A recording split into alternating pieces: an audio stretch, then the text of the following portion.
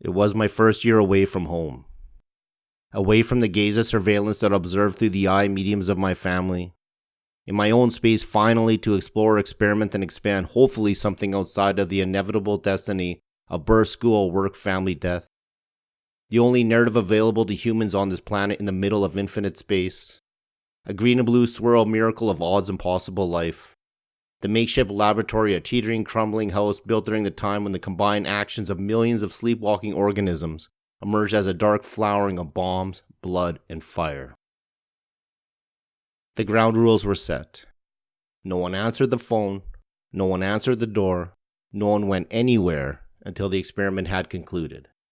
So Kay and G and I sat and waited, sitting on the old unwanted furniture of parents, among the piles of empty junk food boxes and bags, books and magazines, clothes and backpacks and dirty dishes, and waited until control began to be lost.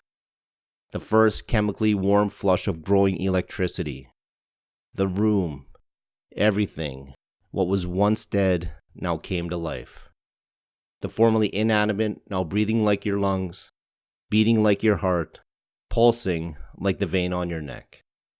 Like a light with no earthly source was turned on. Lightning of spirit, lightning of sleepwalking burdens throwing into relief the unconscious chronic low-level sub-awareness black cloud depression that passes for personality reality for the humans at this moment in space-time. But the situation does not seem disturbing, but ridiculous, absurd, hilarious. Laughter at the whole ridiculous and absurd game, at all the time spent dedicated wasting feeding being dominated by that black iron prison of negative emotion. That black iron prison that is just an illusion.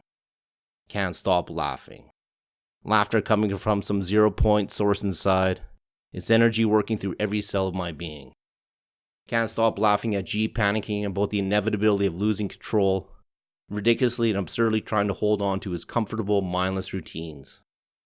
Why are you trying to make something to eat? There is no way you can be hungry right now. Kay and I laugh some more. Trying to maintain that game. So transparent, so ridiculous, so absurd. Just give it up already. Just give it up. The bathroom tile floor. Now hypnotic, mesmerizing, layered arabesque shifting. Ancient. Familiar. Eternal. Amazing. Kay wakes me up from my trance. Reminds me where I am. Leads me out of there. I lay down on the bed in the living room. Music loud. Pounding. Time slows. The doors, the walls, the door frames vibrating with some kind of energy. This is where language fails. Where I was taken outside of the false self that I thought I was, and was initiated into another reality whose existence I had not even conceived of in this rational mechanical world, where all was apparently known, which was deprived of all mystery. Kay and Gia and I sat around in the afterglow of the aftermath. Healed, peaceful, golden. This is how Jesus must have felt.